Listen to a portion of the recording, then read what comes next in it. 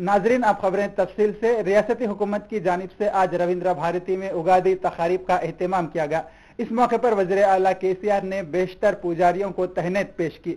इस मौके पर वज़ीर आला केसीआर ने कहा कि अनथक जदोजहद के जरिए 29वें रियासत के तौर पर तेलंगाना को यकीनी बनाया गया है। उन्होंने मजीद कहा कि बगैर कटौती के बरखी सरबराह करने के लिए हुकूमत बेहद संजीदा है। वज़ीर आला केसीआर ने रियासत के अवाम को नेक तमन्नाओं का इजहार किया। केसीआर का कहना था कि किसानों की जिंदगी में खुशहाली लौट आएगी और सनतों की तरक्की को भी यकीनी बनाया जाएगा।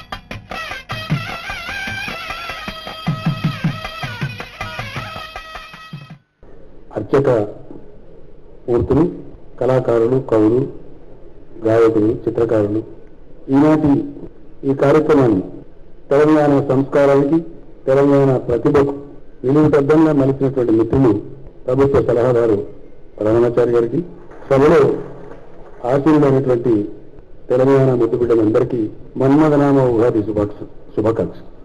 మన్మథనామ ఉగాది సందర్భంగా తెలంగాణ రాష్ట్రంలోని 50 మంది ప్రజలకు, భారతదేశంలో ఉన్నటువంటి మిగతా ప్రజలందరికీ, ప్రపంచ ప్రజలందరికీ కూడా హృదయపూర్వకమైనటువంటి శుభాకాంక్షలు.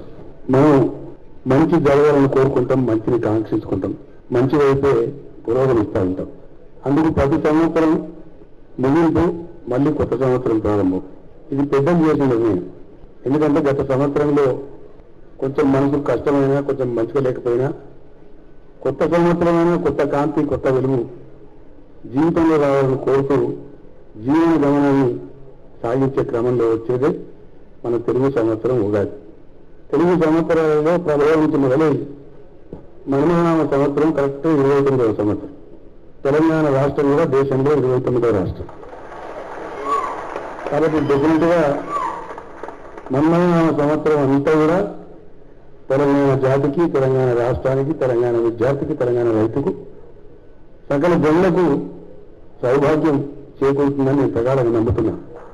దశాబ్దంన్నర కాల పాటు ఉద్యమించి ముందుకు సాగి అవమానాలను, అవరోధాలను ఎన్నిటినీ అధిగమించి తెలంగాణ ప్రజలు తమ రాష్ట్రాన్ని సాధించుకొని తమ యొక్క తెలుగు సంవత్సరాలను తమ రాష్ట్రంలోనే జరుపుకుంటున్న ఈ శుభ సందర్భంలో తప్పకుండా తెలంగాణ సమాజం అంతా కూడా సౌకర్యంతో సాగిపోతుంది.